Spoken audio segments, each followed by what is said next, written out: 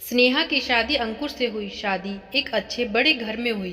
पैसों की कोई कमी नहीं थी। स्नेहा और उसके परिवार वाले अपने आप को बड़े खुशकिस्मत मानते थे कि हमें ऐसा घर मिला है। सभी रिश्तेदार भी कह रहे थे कि स्नेहा के तो भाग खुल गए, किस्मत वाली है, हम लोग उनके मुकाबले कुछ भी नहीं है। स्नेहा के पिताजी के पुराने परिचित होने की वजह से उसकी शादी उस घर में हो गई। शादी के बाद वह पहली बार उस घर में गई। घर में जाते ही उसे पता चला कि वे लोग कितने बड़े हैं। घर बहुत बड़ा था। पहली बार था जब उनका घर स्नेहा ने देखा था।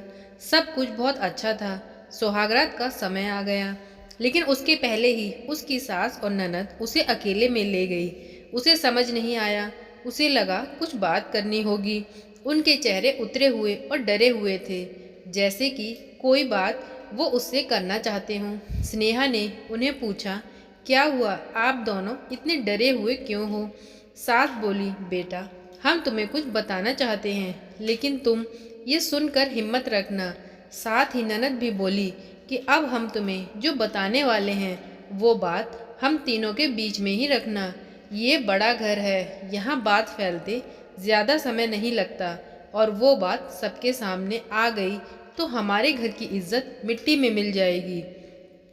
अब तुम इस घर की बहू हो और तुम्हें इस घर का मान रखना होगा। उनकी बातें सुनकर वह सच में थोड़ा डर गई।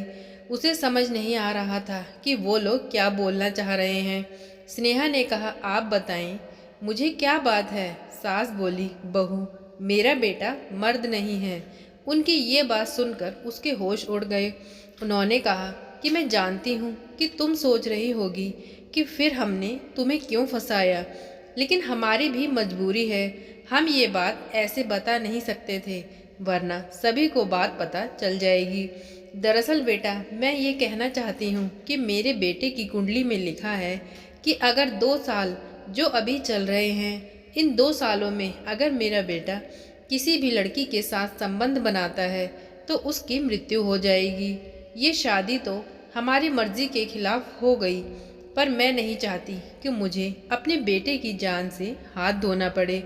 इसलिए मैं तुमसे इतनी देर से यही कहना चाह रही थी। उम्मीद है तुम समझ पाओगी। आगे तुम खुद समझदार हो।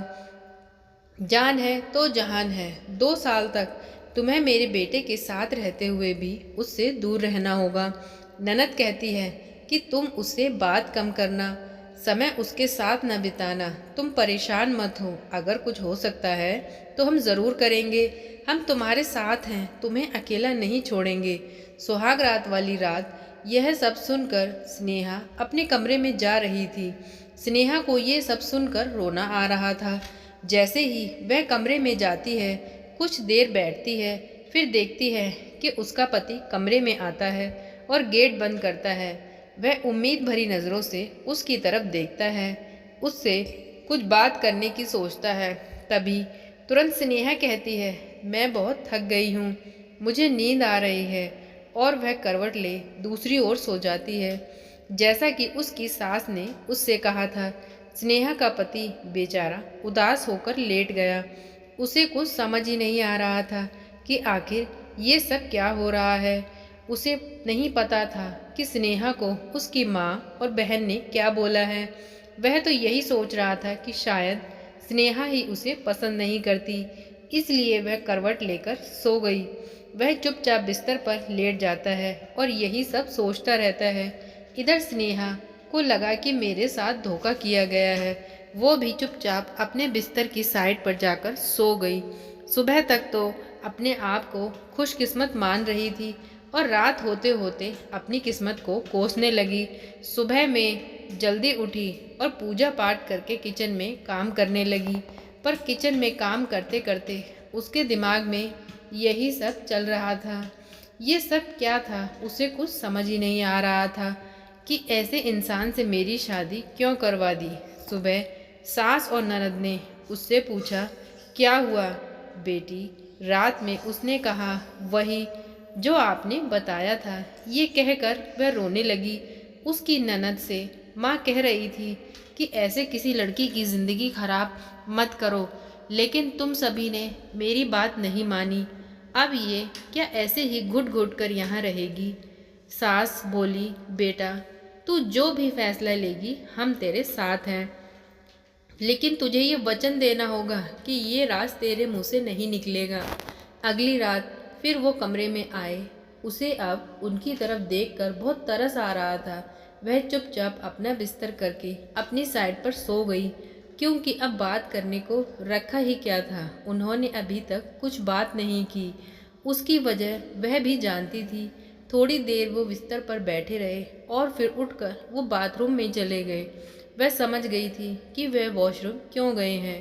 थोड़ी देर बाद बाथरूम से चीज़ें गिरने की आवाज़ आने लगी, कुछ टूटने की। थोड़ी देर बाद आवाज़ रुकी और इस बार वो जल्दी ही बाथरूम से बाहर आ गए। आकर बिस्तर पर सो गए। हमारे बीच कोई बात नहीं हो रही थी।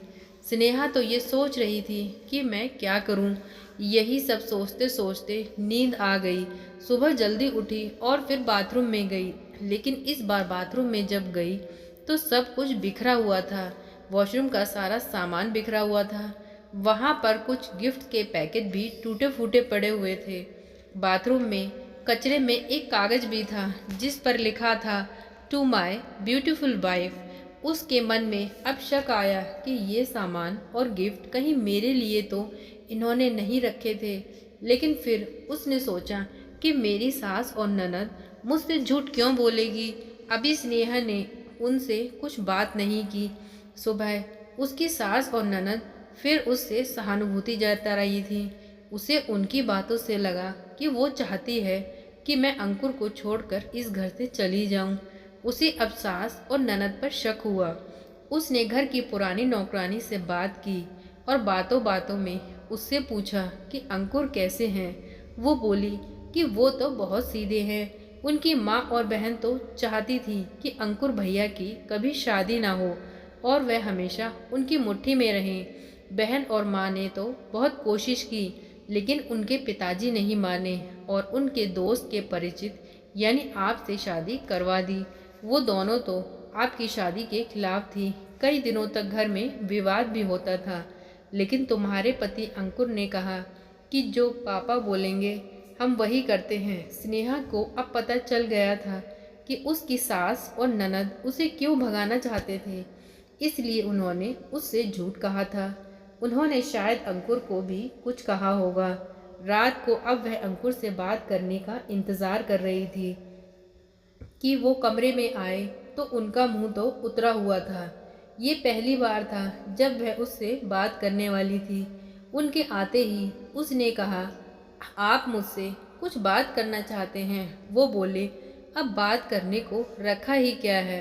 पापा का विश्वास था कि वो घर अच्छा है, इसलिए मैंने माँ और बहन की न सुनकर तुमसे शादी की और तुमने सच छिपाया। मैंने बोला, क्या सच?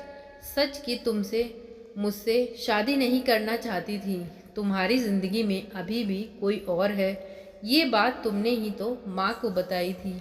घर की इज्जत और पापा के कारण ही मैं चुप हूँ, कुछ कदम नहीं उठा रहा। और मैंने देख भी लिया, सुहागरात वाली रात ज़िंदगी में बहुत स्पेशल होती है, लेकिन उस दिन तुम मुझसे कुछ भी नहीं बोली और करवट लेकर सो गई। मैं तो यही समझा था कि शायद तुम मुझसे शादी करके खुश नहीं हो, मुझे पसंद नहीं करती। और वो गिफ्ट और सामान जो बाथरूम में बिखरा पड़ा हुआ था, वह कौन सा सामान था? वह सब सामान मैं तुम्हें गिफ्ट करने के लिए लाया था, पर तुम मुझसे बात ही नहीं करती थी, चुपचाप सो जाती थी। तो मैंने गुस्से में परेशान होकर सब कुछ तोड़ फोड़ दिया। वह उठकर उनके पास गई और उन्हें कहा, आपको पता है उन्होंने मुझे क्या कहा? फिर उसने उन्हें सारी बात समझाई। कहा कि वो चाहती थी हम दोनों में गलतफहमी हो और हम दोनों अलग हो जाएं, ताकि वो जो चाहते हैं वो पूरा हो जाए। अंकुर को गुस्सा आया, लेकिन स्नेहा ने कहा, नहीं, अब हम इस बात को यहीं ख़त्म करेंगे और किसी को कुछ नहीं कहेंगे। उस रात उसकी सारी परेशानी और गलतफहमी दूर हो गई। वो थी उसकी सही मायने में सुहाग रात। अगली सुबह सास और ननद ने उससे पूछा कि उसका क्या फैसला है, वह क्या करने वाली है। स्नेहा ने कहा कि मैं आप दोनों को माफ़ करके एक नई शुरुआत करना चाहती हूँ। आपको मुझसे कोई शिकायत नहीं होगी। मैं एक बहुत अच्छी बहू बनकर दिखाऊंगी। उसके चेहरे पर मुस्कान देखकर उनके चेहरे उतर गए। स्नेहा और उसका पति अब दोनों प्यार से रह रहे हैं। ननद तो उसी दिन अपने घर चली गई, पर शायद सास को अभी भी ये उम्मीद है कि स्नेहा कभी न कभी हार मानकर उनके बेटे को छोड़ देगी। पर वह यह नहीं जानती कि अब वे दोनों कभी अलग नहीं होंगे। तो दोस्तों, इतनी सी थी ये कहानी। आज की ये कहानी आपको कैसी लगी प्लीज़ कमेंट करके बताएं। प्लीज़ वीडियो को लाइक करें, चैनल को सब्सक्राइब करें। Thank you.